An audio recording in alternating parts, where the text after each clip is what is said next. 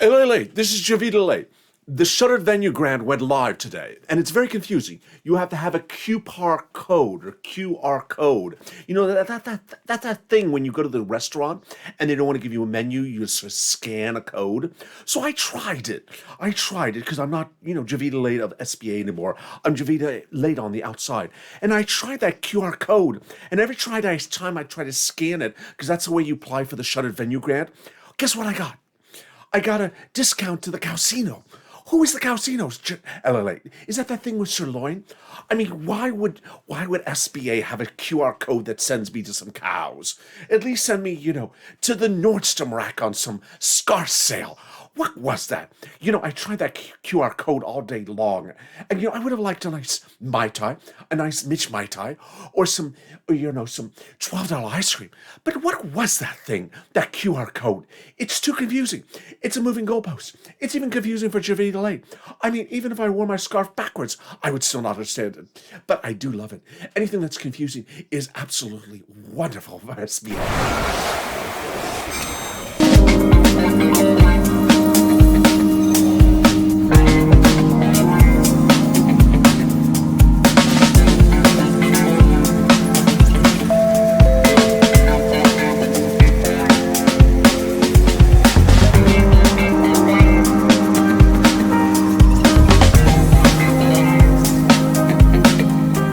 Good evening, everybody. Good evening, everybody. It's evening's LALATE's late night show. It's LA Late Night. You having a beautiful evening? I hope you are. It's a big night across the board with so many exciting details across what's happening today. And I'm so excited you've joined me. Also joining me tonight is your illustrious man of cow of the hour, the guy who gets stimulus before the rest of us, the person who got the second stimulus for the cows before everyone else, the wonderful and the only person you attune to get the latest update on everything from $12 ice cream to fashion tips. Sirloin. How are you, Sirloin? Thank you for joining me for a big night. Oh, Adelaide, I'm so excited to be here.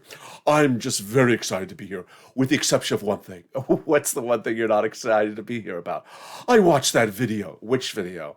The one with that guy, Reese or DC or the Economic Council guy. Oh, yes, I'm going to be showing that video. Yes, who is this person, Adelaide? Yes, we're not to that yet, but I will be showing him. Here he is. Oh, my God. I haven't got to him yet, Sirloin. Oh, he makes me angry before I even start talking. We won't be cutting to him shortly. But how are you, Sirloin? Did you have a beautiful weekend? I did, Ellen. I did. And I tried to enjoy all my gains before the tax. You tried to enjoy all your gains before your tax. But so you have seen the video before the viewers have seen the video that I'm about to show. I have. And what's your initial initial opinion about the video? He has no idea what he's talking about. So cows get it better than he does? Oh, absolutely. I know cows that have brain cells bigger than this person. It's just, during this video, Ellie, he says that the reason we're doing capital gains taxes, changing capital gains taxes, is because the people who make money on capital gains taxes just live on their wealth and don't work. Yeah, he does say that. It's just crazy, Adelaide. I mean, this is coming from a man who's never worked a day in his life. Yes, he hasn't worked a day in his life. He worked during the Obama administration and then the Biden administration and then the Clinton administration. He's just been a career politician, and he's the one that's passing judgment on who's actually worked in this economy. And to think that he thinks that someone sells a stock they've actually never worked. It takes work to get that stock, Adelaide. And, not everyone is Elon Musk in the world. So let's tune into this video. But first, what do you think? What do you think she was wearing? Muddle blue. I think she wore muddle blue and probably with bell-bottom pants. Anyway, we are. Oh, I almost got it right. She wore muddle blue, but with black. Well, where we are. And so she introduced this guy. Yes, she introduced this guy. So let's listen in, Adelaide. I don't know if I can contain myself. Do you have the beeper on? Do you have the beeper ready? What beeper? You know, the time delay in case I go into those expletives. Yes, I have that ready in case you do, Sirloin. Let's listen in. I don't know if I can contain myself. Let's listen in. Here she comes. Okay. Our special guest today is our Director of the National Economic Council, Brian Deese, and he will be, as you may know, Brian was Senior Advisor to President Obama and previously served as Acting Director of the Office of Management and Budget. And in the Obama-Biden administration, Brian helped coordinate policy development for tax policy, housing, clean energy, manufacturing, and the automotive industry. In other words, Adelaide, he's never worked a day in his life. Exactly. He's just a career politician. He's, as you may know him, he was the person in the administration before that, and then the administration after that, and then the administration. As you may know him, he's a career politician, and he's going to talk about how we make money. Who is this person? And then why can he not stand up straight? He cannot stand up straight. I mean, this is why he's a career politician. He's leaning on you. He's leaning on the American people. Who chooses a career politician to be head of the Economic Council of the American government? You choose Larry Kudlow, who get confused by the blink of a calculator. But at least they worked. Economic Council, you hire someone that actually knows what they're doing. And that's why you don't hire someone from Yale. That's why you don't hire someone from Yale. So let's listen into what else she has to say about his resume from administration after administration after administration. Brian has agreed to come despite having the unenviable task of not being able to roll out many details of our joint session speech or the American Families Plan, but we still wanted to have him here to provide some context on some of the questions you all had raised. Wait a second. That's very confusing. Did you hear that? I did hear that. We're only 2 minutes in this video, and we're already having problems with it. Yes, she said he's here to talk about the American Family Plan, the fifth stimulus, but he can't tell us what's in there. Well, why is he here? What is he here to talk about? How to make a nice enchilada? How to make a nice meatless taco? How to air tag you? I'm here for you to tell me, sir, what is this capital gains tax? Why are you here? And tell me what is in the capital gains tax. I'm afraid to hear what's going to happen next. Let's listen to more. And he'll only be able to take a couple questions, but with that, I'll turn it over to Brian. Thank you, Jen, and it's good to see you all again. So I wanted to just provide a little bit of context around, in particular, capital gains taxes, and we'll provide just a little bit of context, and I'm happy to take a couple of questions. So, as you know, and as Jen has spoken about, the president is excited to this week lay out his plan to invest in American families.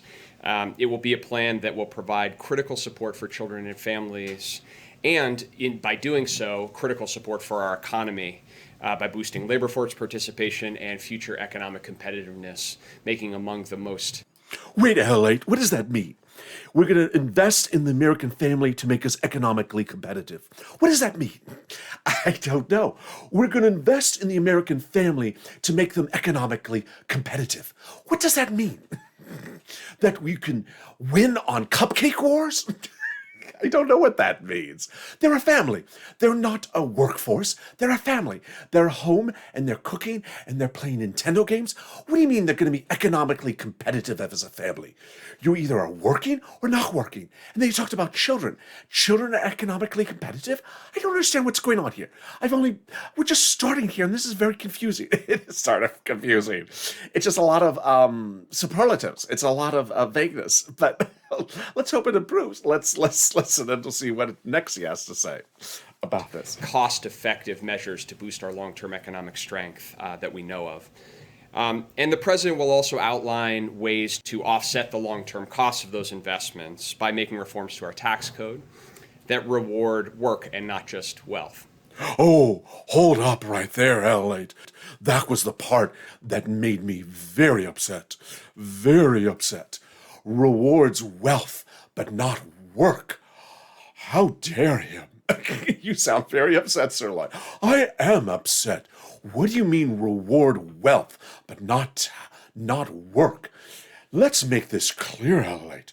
If you're selling something from capital gains, it just didn't appear. If you're selling something and making capital gains on it, it didn't just appear. You had to work to get it.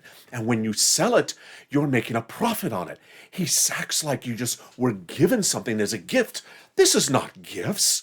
Let's make this clear. Sirloin, calm it down. This is a family program. I'm just really upset. My ears are shaking. I'm so upset as a cow. I don't think I've ever been this upset on this channel. I don't think you have been this upset on this channel. Let's make this very clear, Ali. If you have capital gains because you're selling a house and you're making capital gains taxes, you get capital gains on the house. How do you think you got the house? It just appeared? Do you think you opened up a parcheesi and it just appeared? No. You hit the pinata and the house just appeared? No, it didn't just appear. He says, we're rewarding work, not wealth. How do you think you got the thing you're making the profit on for capital gains? You were just given it? That's inheritance tax, LALATE, and that's the fourth stimulus package. That is true. He's reverting inherited wealth. Well, that's inheritance tax, not capital gains. I don't know what he's talking about. Capital gains tax is not rewarding wealth. It's rewarding work. If you have a stock, you had to have money to buy the stock. And how did you have money to buy the stock? Because you worked. You have a house. How'd you get the house? Because you bought it. How'd you get the house? Because you worked to get money to buy the house. I don't know what he's talking about. And that capital gains is only for wealthy people and not for working people. I'd like to poll 20 people who have capital gains taxes of $10 and ask them, did you ever work in your life? I bet they did. Unlike this guy. Yes, unlike this guy. How many times has this guy worked in his life, LA? Well, he worked during the Obama administration. That's not work. He's a lifetime politician. Yes, so don't get too pissed off. It's just the early part of the video. This man's never worked a day in his life. And he's talking about rewarding lazy people? He's leaning on the podium. One element of this reform will be to change how we tax capital gains. And as you all know, that's income from selling stocks and other assets for taxpayers that make more than $1 million per year in income. So I want to start by reinforcing who this change will actually affect. This change will affect taxpayers making more than $1 million a year. In 2018, 0.3% of tax filers made more than $1 million a year. So I want to start by underscoring this in simple terms. This change will only apply to 0.3% of taxpayers, which is not the top 1%. It's not even the top 0.5%. We're talking about 0.3%. That's about 500,000 households in the country that we're talking about. And according to him, those are the lazy ones. Yes, those are the lazy ones. Those are the lazy ones that just happen to have the assets. They just happen to have things sitting around and they're selling them and making capital gains. They've never worked a day in their life. Yes, they're the very lazy people that have capital gains tax. He just thinks they're so lazy. Yes, they are lazy. And what's very funny is that his research is lazy. Yes, it's why is his research lazy? Because a major #1 financial news channel today, broadcast channel, found his data to be completely inaccurate. Oh, what did it say? It said that 25% of all owners of stocks would be hit by his tax proposal. And guess what? His research is lazy. His research is lazy. Sirloin, you are really going in tonight. I am. I'm just not happy with this person. I'm afraid to listen to any more. And he's not even wearing teal. Imagine if he was wearing teal, how upset I would be. Let's listen into what else he has for to the say. other 997 out of 1,000 households in the country, or the other 150 million households in the country. This is not a change that will be relevant. It won't change the tax treatment of capital gains at all. And this makes sense because for the typical Americans, most of their income comes from wages. So for people making less... What does he mean? What do you mean for the typical American? Most of their wages come from income. Yes, if you're a career politician, it does. It's so lie.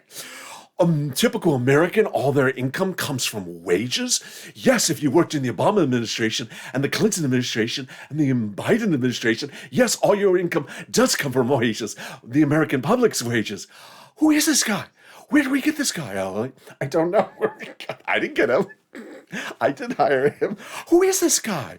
Everyone's wages come from W-2? Who is he? Does he have never met an electrician? No, he doesn't have electricians. He works in the White House. Does he not know a gardener or a manicurist? Well, I didn't see his fingernails. Has he never met a hairdresser? Well, his hairstyle's not. His hairstyle's not so. There's a lot of 1099s, a lot of sole practitioners, independent contractors, gig workers. Has he never taken a Lyft drive? Never taken a Lyft or Uber? No, he works at the White House. He has a personal car service. Of course, SIRLOIN. He doesn't need Uber or Lyft. He does not know the context of the American people. He goes from one building to another building. That's all he ever does. And then from one administration to another. He does not know Uber or Lyft or mowing a lawn because he doesn't do it. Who is this man? Larry Kudlow, can we bring back Larry Kudlow and just buy him another better calculator? It would be so much better. Yes, of all those moments where Larry Kudlow just didn't know his facts, suddenly this guy looks like Nirvana suddenly. Let's listen. We're only like in 1 minute of this video of this guy, and it's a hot mess. Let's continue to listen if we can. Let's see what else he has to say. Less than $1 million a year, about 70% of their income comes from wages.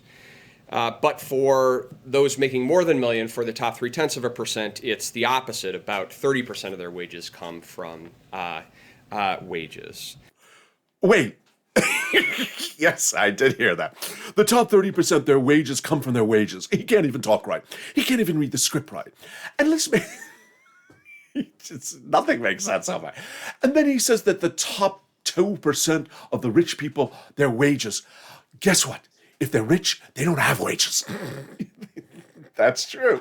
They probably own their own business if they're rich. They're CEOs, or they've worked their hands to a pulp in their restaurant to own their restaurant, or they took out garbage in the nighttime and they chopped the vegetables when the worker didn't show up. They sweat their blood and guts to run their business. They don't have wages. They're sole practitioners. They get up in the morning to drive their Uber or Lyft. They don't have wages. What is with this guy? It's like you're just really going in tonight. I've seen turnips that have more news, that have more insight as to what's going on. Let's listen in. I'm afraid to. And that's probably actually an understatement, since the wealthiest can often strategically avoid reporting this type of income entirely. And so as a result, this is the provision that, since 2000, if you look at the 1,400 tax filers, those are people making over $60 million a year. That's the, for those of you keeping track, that's the top 1,000th of 1%. They have only paid about 20% of their reported income in taxes. So their tax rate, which probably is overstated, again, because this is the category that often doesn't report or underreports income.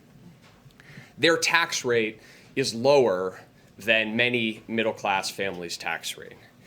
This is the dynamic that led Warren Buffett to famously explain that he paid a lower tax rate than his secretary, and it is the. I bet Warren Buffett loves being brought up in this. I'm sure he does not like being brought up in this press conference. And you know what's very strange is that Elizabeth Warren wanted to tax those uber wealthy people. He's now going to the uber wealthy people. 600 million, a billion, trillion. And Biden didn't want to do wealth tax. He didn't want to do the super rich. He wanted to do, the couple $100,000 return people. And now he sort of wants to hit everything. He wants to hit everything because he wants to get those 17-year-olds those nice tennis shoes. Yes, he does. Let's listen to what else Dynamic this guy that has led the president and others to argue that we need to do something about equalizing the taxation of work and wealth in this country. And that's why the reforms that the president will lay out are focused on this top sliver of people and treating capital gains the same as wages for that top 0.3%.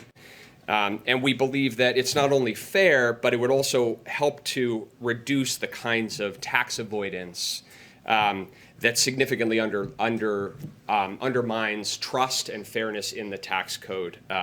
Boy, LALATE, this man is really going in. He is going in. Tax avoidance. They don't work. They avoid taxes. They're lazy. He's just really insulting that group of people. They are not going to invite him to a party. They're not inviting him to a party. He's calling them lazy. They avoid taxes. They just are a sliver. Yes, they are a sliver. Unless you like the compliment of being a sliver. I don't like being called a sliver. Are you a sliver? I'm not a 60 millionaire, LA. But I don't think anyone likes being called sliver or slivering around. Except unless that's what you do.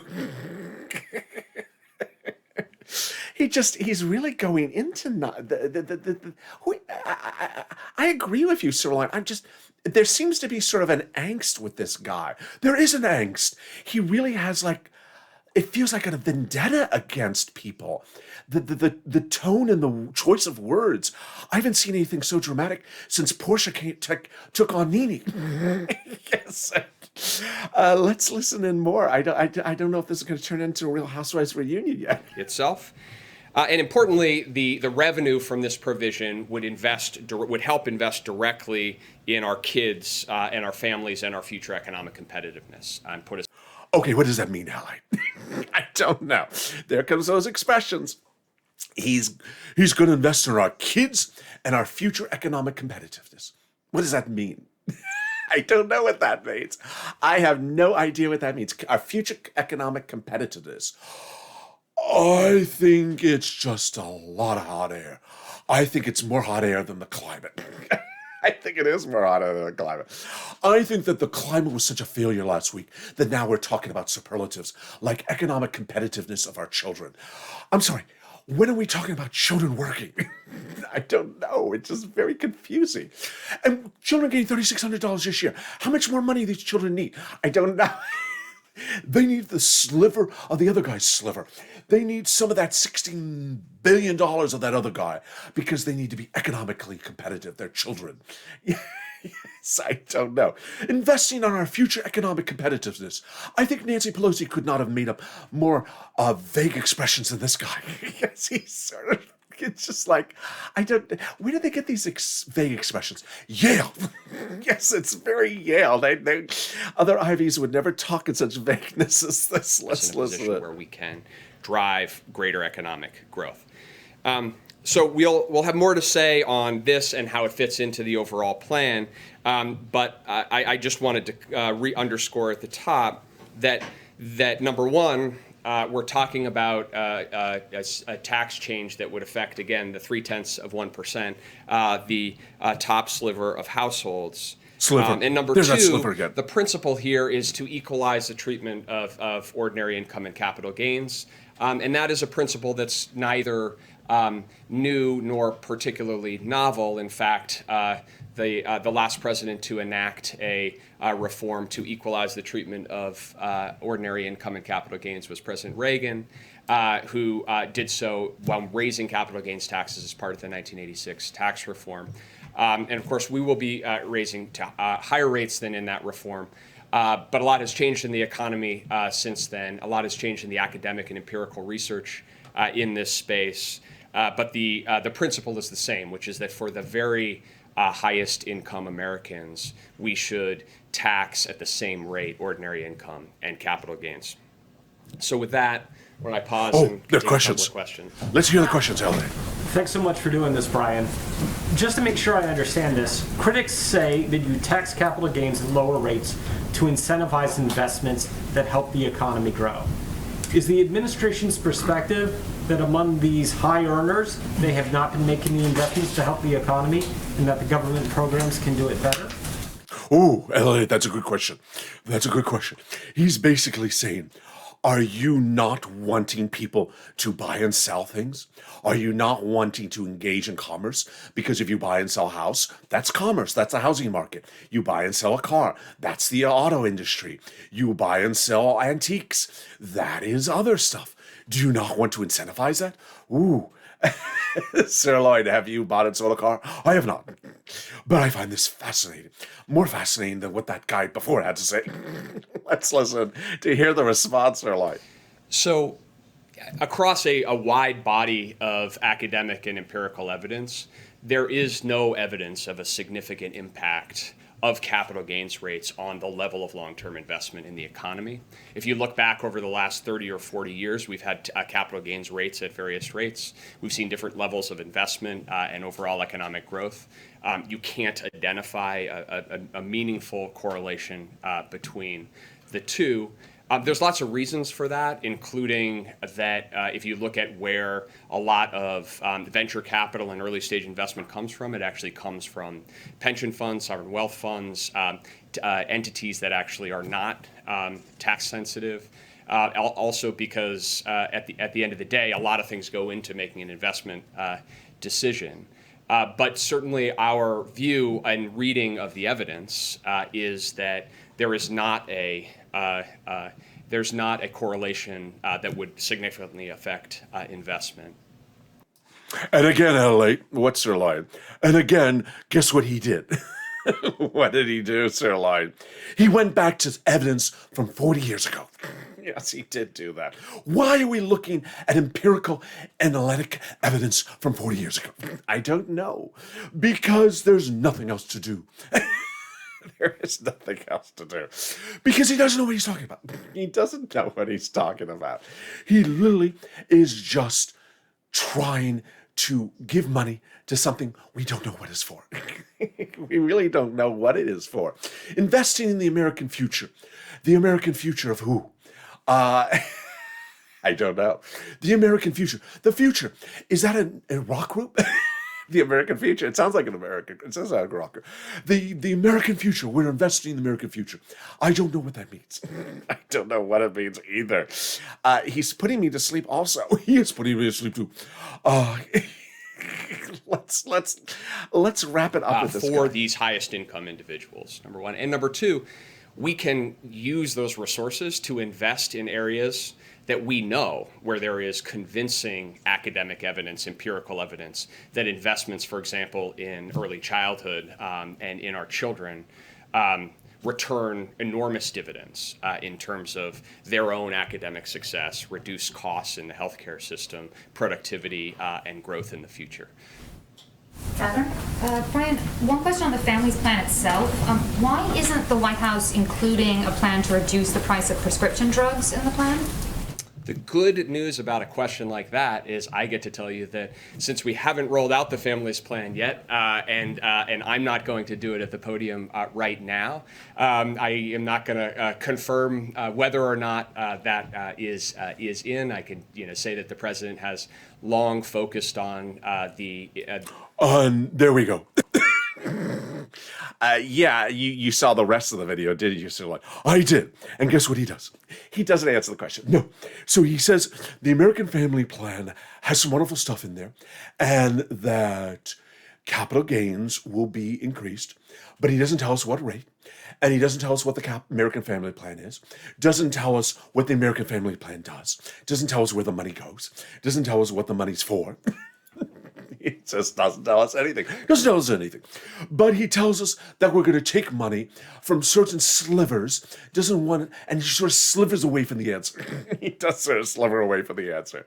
And I don't think I've seen a person. If he wore teal, I'd probably crash the set. He'd probably crash the set. If he came out in teal, I probably would have lost myself. I don't think there would have been any more humor left in this broadcast. I would have had to air tag you from the jail cell. You would have had to AirTag me from the jail cell. I don't think I've seen a person who is more misguided, doesn't know what he's talking about, and is literally, it's just, he makes Nancy Pelosi look like a saint. He does. He makes Nancy Pelosi look like Einstein. He does make Nancy Pelosi look like Einstein. He literally has no idea what he's talking about. He has no idea how people make money. He has no idea who's making money. He has no idea how they made the money. He has no idea how the asset occurred there, how the stock ever occurred, how the real estate ever occurred, what even the asset is. He doesn't know what the asset actually is. He just sort of refers to stocks. He doesn't understand what the asset is. He doesn't understand how the asset ever came to existence, how the person was able to purchase the asset. And he just assumes, oh, you just have an asset. I'm going to take the money that you're making a profit for the asset and give it to 2-year-olds. So that they can go buy tennis shoes.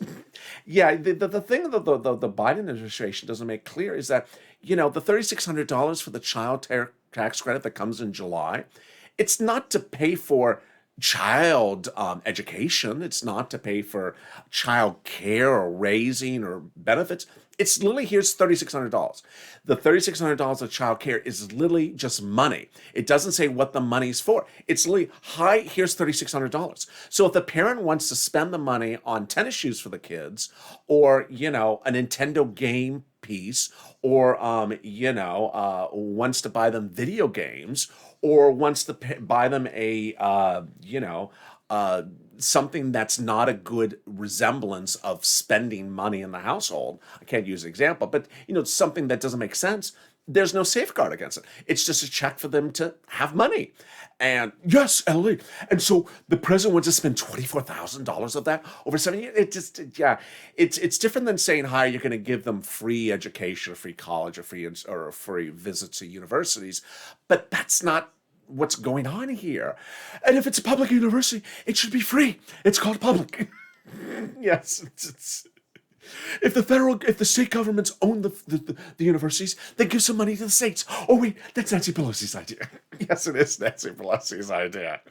Well, Sirloin, this was a very different video tonight. It was. Sometimes humor comes with reality, and sometimes it comes with how would you call it? Delusionalness. It's delusionalness. I just hope I don't have to see this guy for 4 years. Yes, or not 4 years of videos from him. Yes, or 4 more years of videos from him. Somehow I think someone is making a commercial out of him. Who do you think that is? Kevin McCarthy and Mitch McConnell. Yes, I just think they are. He's not a very good indication of how to prepare economic rebounding. And I don't know where we're going with this, but the American Family Plan comes in September, and are you anxious for it, Sirloin? Oh, I will pass judgment on that. Until then, I'm just having a lot of ice cream. Thank you, Sirloin.